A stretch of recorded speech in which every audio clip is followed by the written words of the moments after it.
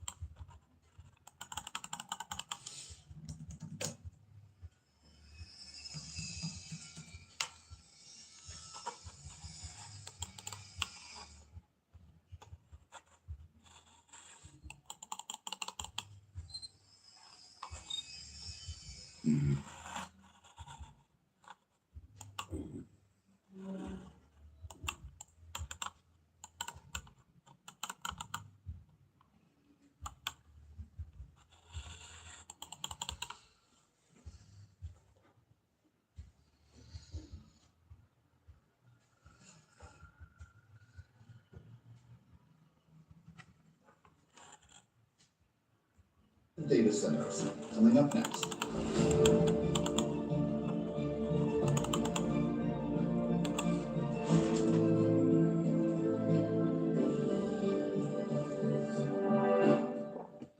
Support for Horizons has been provided by Steve and Marilyn Kerner and the Gordon and Betty Moore Foundation. Additional support is provided by Friends of the News Hour.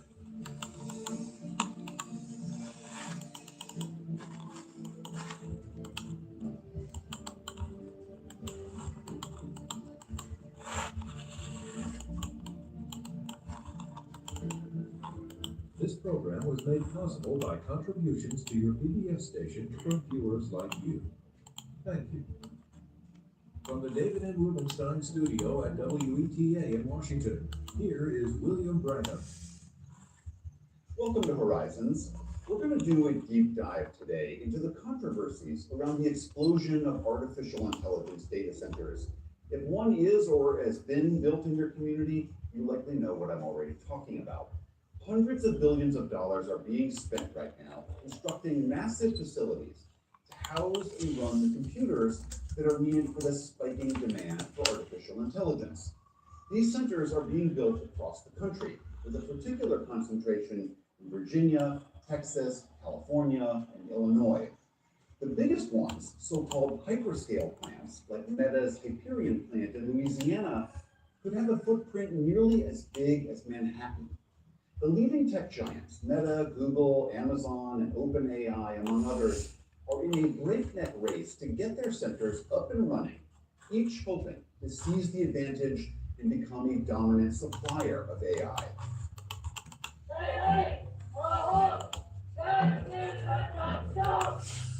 But as those centers are being built, communities across the country are in open revolt, concerned about the large amounts of water and energy that these centers require.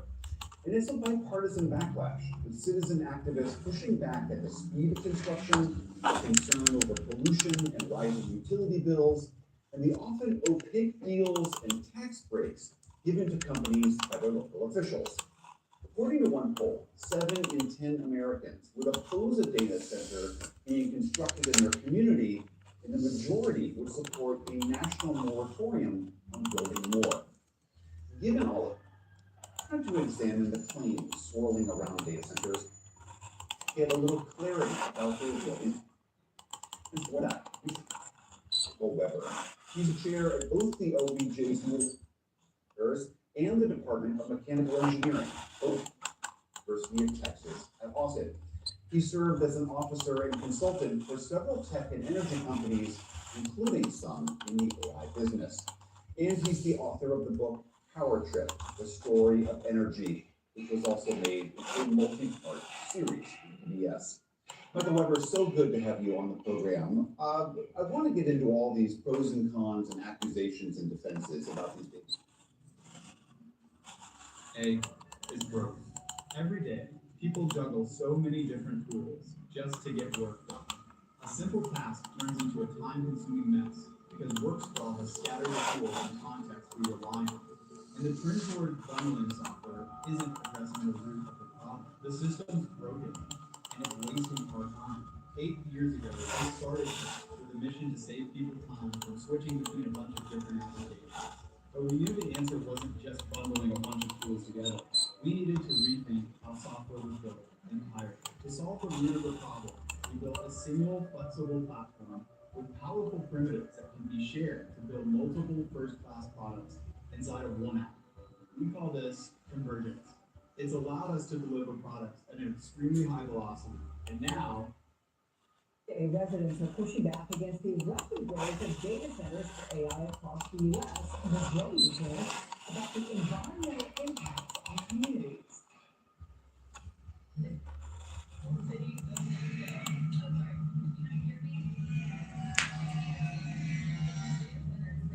Florida Power is expecting all of the tax citizens and the landowners here to subsidize their project. Well, it comes to China and their data centers, they are using like windmills and not using water.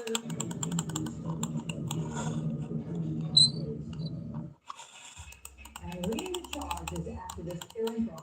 consumer advocate and environmental activist who is joining me right now.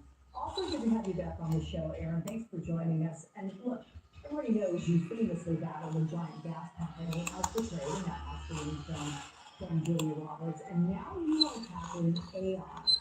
Prior to launching your website, Brockovich AI Data Center Reporting, you wrote, if data centers are so great, why are they being built in secret? How have companies managed to build hundreds of facilities under the radar? These things, I mean, they're huge, so many of them. You can't miss them.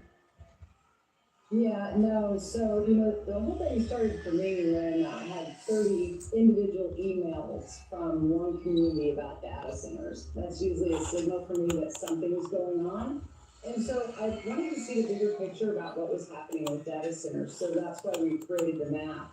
I was stunned within 3 days that 47, 48 states were reporting. And you just like, because that's exactly what they all started to report to me. How did this happen? They had no idea. These proposals came through. They felt like it was, they were secret. It was behind closed doors. So they became very concerned at that point. What did we not know? What is the secret? What is the push? And they had no say in it. So that's what's really started so many of these communities across the country and their frustration about these data centers and how they got there. And look, you've noted that you're not completely opposed to data centers, so what aspects of them are you against?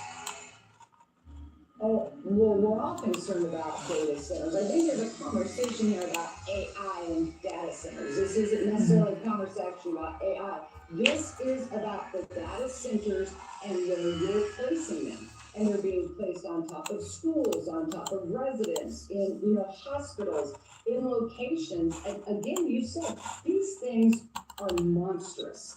And what's happening from proposal to construction to running. Let's talk about the non-disclosure that's really frustrated people. They're extraordinarily concerned about their water. They're extraordinarily concerned about their energy bills, which many people are now reporting in the facilities that are up and running. They are double and triple the electric bill. They're very concerned about all of this on top of an already strained infrastructure system. Not to mention, they're very worried about the land, what's happening to the wildlife, and most importantly, what is the future impact on their health, and the just enormous reports coming from people about the noise. They say it is so loud. This is a 24/7 situation, nonstop, just in your ear, humming, hissing, and buzzing, and people just feel like they're going crazy there. So AI advocates say that these data centers are necessary for growth and they will provide opportunities for technological advancement. They're going to create high-paying jobs. Is there a way for these centers to coexist with residents who share their communities with them? Do you see that happening? Not at this size, and not if it continues to be secret, if not letting people have a voice at the table. Explain to me what this is, not if their utility bills are gonna go up, not if they're gonna lose their water, or their well water's lower, or they're having to dig deeper wells, and no environmental impact studies, zero information, zero oversight. If we keep that going, I think they will collide, and they won't get along. And what I'm watching, and I don't like what I'm watching, is once again, we're doing the same thing over and over again, expecting a different result. Here with some new industry that's coming in with no, again, oversight, no studies or anything. It just gets rammed down your throat and you have to accept it. And then we're gonna find out 5, 8, 10 years later, oh, oops, this was a really big mistake. Hey Josh, can you put back up for what shows these data centers? Because Aaron's just starting your website in April. More than 3,600 AI data centers have been cataloged on this interactive map that we're showing here. Right now, there are more than 4,300 data centers nationwide. Have you heard from any of the big companies involved in the construction of these centers? And what can communities do to push back and be heard beyond your website? So I have not heard from any of the IT, tech companies. And we've had over 8,000 individual submissions, and this is people reporting what's actually happening in their backyard. We've pinned now over 4,700 reports. We're backlogged in getting the reports on there. But what I am seeing, and I have never seen anything like this in my career, let alone it be the entire country, a bipartisan issue, but how they are organizing. They are educating themselves, they are networking together, they are informing themselves, and the one thing that they're doing is showing up. They are showing up across the country. And we are now seeing about 79 plus municipalities who are putting on bans, moratoriums, pauses. We want more information. We'd like some studies. We're seeing states now doing the same thing. And that is all coming from the people, their voice, and showing up again in numbers about how important this is at a very local level to their city councils. That you hear us, that you see us, and why this is going to be a problem for us. I want to remind viewers, if they're interested, the website is Brockovich AI Data Center Reporting. Aaron Brockovich, you keep on keeping on, and we're awfully glad for it. Thank you so much.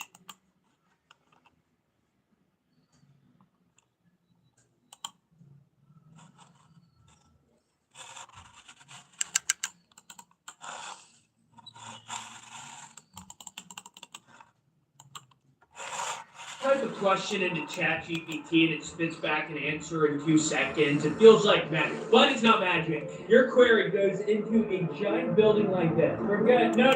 Apparently, okay. This is Data Center Alley in Northern Virginia, and it may just be the most important place in the country that you've never heard of. Roughly 40% of the internet passes through Data Center Alley. These are massive buildings. Look at these. They've already built 200 data centers in the area, and 100 more are under construction, though much of it is shrouded in secrecy. So BlackRock owns this data center. Reason why I stopped at our biggest problem is nothing. By the end of this video, you will understand what a data center is, see the massive scale of this operation with your own eyes, hear what locals actually think about them, and understand why they are so shrouded in secrecy. I don't know a single person in this area, at least my neighborhood, who works in the data center actually. Insurance prices, everything that higher. Let's investigate Data Center Alley. When you hear AI boom, you probably think of, but much of it's happening in the quiet suburb of Ashburn, Virginia. This map right here, locations of all the data centers in Ashburn.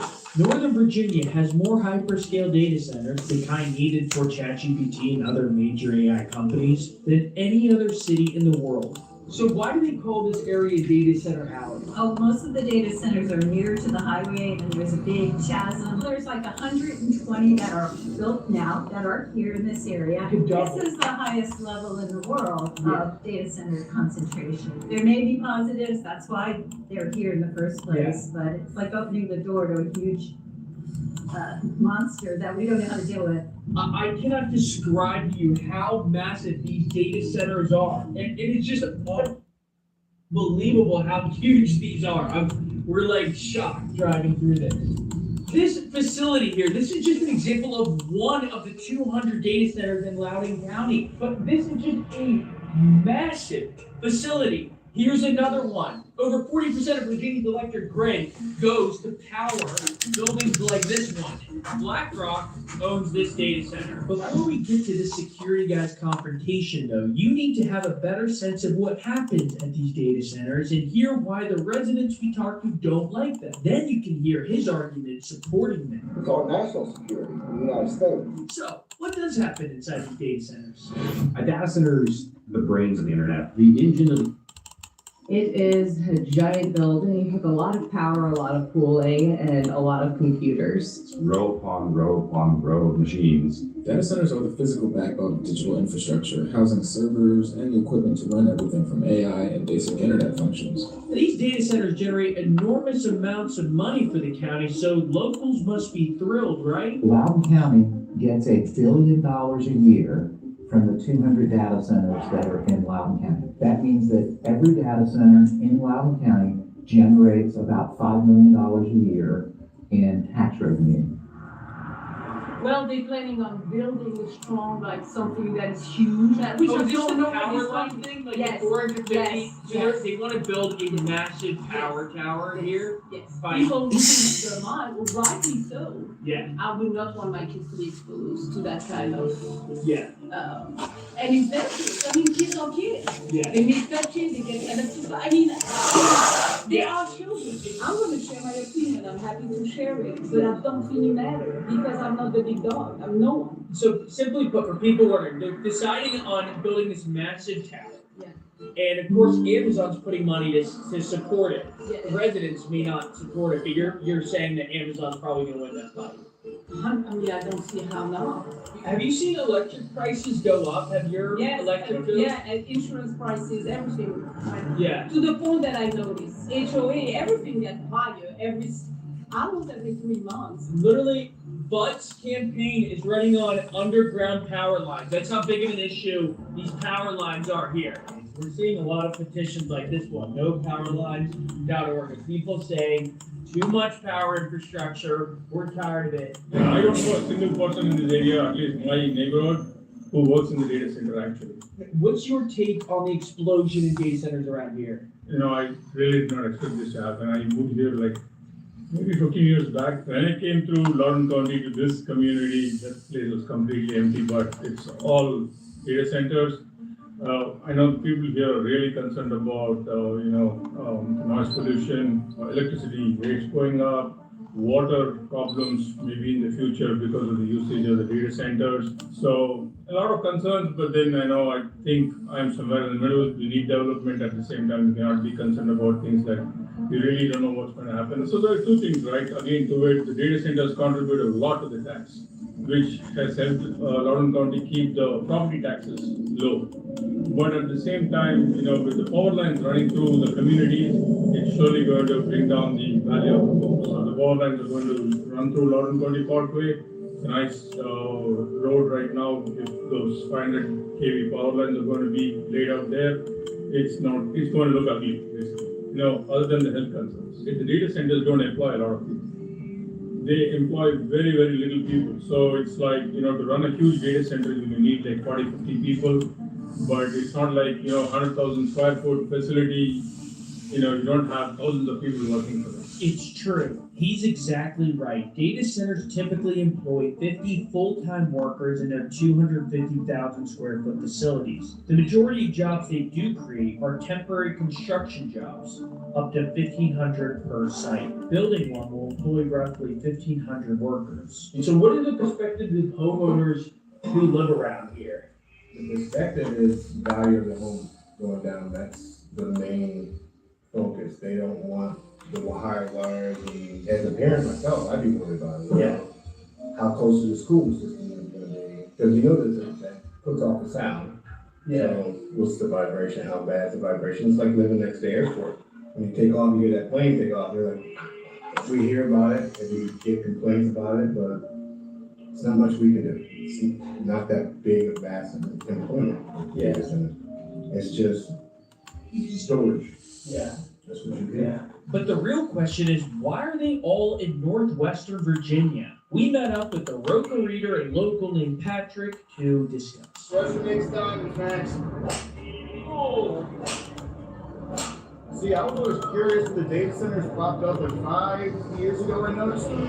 I was like, why are they building them here? There's a thing called data gravity. My brother works for Amazon Data, and it's like it's cheaper and faster if you're closer to all the data that's already there. It's not just data gravity that makes Ashburn, Virginia a new place for the data center industry. Other reasons included proximity to DC and all of its government national security work, the area's rich internet history that dates back to government projects in the 70s and Netscape and AOL in the 90s, and also the fact that this area is relatively safe from natural disasters. That makes outages like the recent AWS one, which by the way took place in Data Center Alley, rare. Did the camera pick that up? Is there a lot of opportunity out here? Do the data centers create a lot of jobs? Yeah, my buddy actually works for QTS, which is like a construction data center thing. Then after some minutes, you see your domain is not protected, right? So when you just follow the same thing on the. So it has gone up a little bit. Obviously, I'm 25% of the state's energy right now, and then they're saying by like 2030 it'll be up to 50% of the state's energy.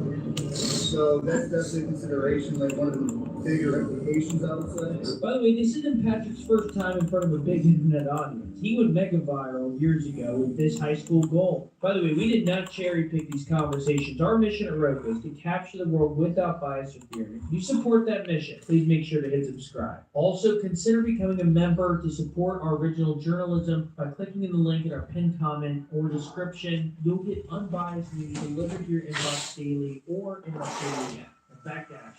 They're taking water to the Potomac, and they are only sending 30% back, so the river is less water, and it goes further downstream and more people have to use it too. She's not wrong. One thing about data centers that doesn't get talked about enough is how much water they use. So 2% of all the water used in the Potomac River Basin cools data center servers. And some of that goes up to 8%, and Trent's hold will go to over 30% of the Potomac River Basin water. That's a lot of water.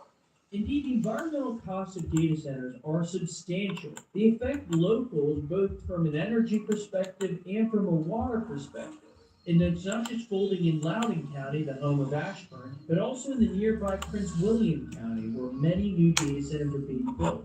We met up with the director of its Conservation Alliance named Ashley Studholm to learn more about this issue. We are in a situation where we are literally trading in our real world for a virtual one. There was an application for a data center to be built next to Prince William Forest Park, one of our national parks. Then comes in this other proposal, which was called the Prince William Digital Gateway. And that was being proposed by our other national park, Manassas Battlefield. And so all of a sudden, there are two national parks and they're both being threatened by data centers. From a conservation perspective, we just want them where it makes sense, where the infrastructure is, where the power lines already are. There are several water resources. We are here in front of one of them. This is the Occoquan Reservoir. The data center industry is one of the richest industries that we've ever seen. The industry is extremely rich and includes the biggest companies in the world like Amazon, Microsoft, and Meta, but also massive companies you never heard of like Equinix, which is now one of America's 150 most valuable companies and more valuable than PayPal, Ford, and Airbnb. So yes, tough competition. Initially, they were paying $1 million per acre. That has increased. Now they're at like 4 million an acre. If the number keeps going up, if a data center is interested in that, how are we going to compete with that? They should be the ones paying for it, not us as ratepayers. Because the way it is right now, all of the customers are paying for those infrastructure upgrades. You know, everything that I access on my phone right now, that's with data centers that currently exist. The ones that are going up now is largely driven by speculative, like what are the needs are for generative AI. We continue down this trend without any legislation to increase accountability and transparency We're looking at doubling our rates by 2030. After talking with Ashley, we kept driving around and around, and despite seeing more of these data centers, the scale of all of it continued to blow us away. And we had never heard of any of these data center companies. You could look them up and see they're multi-billion-dollar enterprises, but they're all so secretive. We started Googling them, and one of the first we did research on was this one. In a recent multi-billion-dollar acquisition, BlackRock and a few other partners like NVIDIA and OpenAI, they bought this company, Align Data Center. And oh my goodness, look at how tall this building is. These data centers are massive. How you doing? No, sir, we're just making a YouTube video on data centers. The reason why I stopped you is you're not allowed to say data centers are what they are. Our biggest problem as a country, we post too much shit on YouTube. I understand that people don't like them, maybe they don't understand them, I just support you. But that's also security, okay? It's our national security in the United States. This is where we store our data. Those pictures you post on YouTube, if it wasn't for that data center, you wouldn't be able to post them. I'm ex-military, okay? I fought for my country, fought for your right to take that picture. Okay? However, if you post stuff on YouTube that goes to everybody in the country. I know a lot of people don't like the data centers. It's the biggest thing, I don't think they understand it. But everything that you see on the phone, your games, your videos, your YouTube, all that, where do you think it goes? Into there, it gets funneled out. It's just like oil. Everybody's against oil, but they don't understand that everything you're wearing is made out of oil. I think people need to be more aware of what's going on in our country, in the world.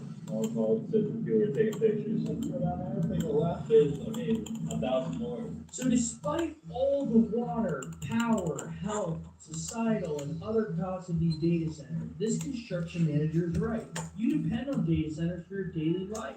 You wouldn't be watching this video without these data centers, and our national security does largely depend on them. The fact that these employ so few people, cost so much in resources, and enrich just a select few did make us feel that the debate's not going anywhere. And our job at Roca is to investigate major issues like this, without an agenda, talking to locals, and reporting on the facts. And our next video leaves Data Center Alley and goes to a place that's pretty much the opposite, the National Radio Quiet Zone in West Virginia, where most people don't even have cell phones, much less access to ChatGPT in their daily lives. So watch our video, The Quietest Place in America, and subscribe. And thank you for watching.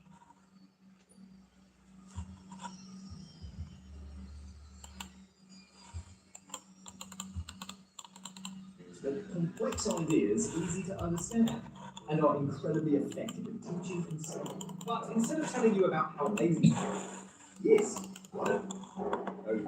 Let's say we want a bee explaining the law of gravity, and boom, in 1 second you have everything together. Let's say that maybe you have a promo video for an online app.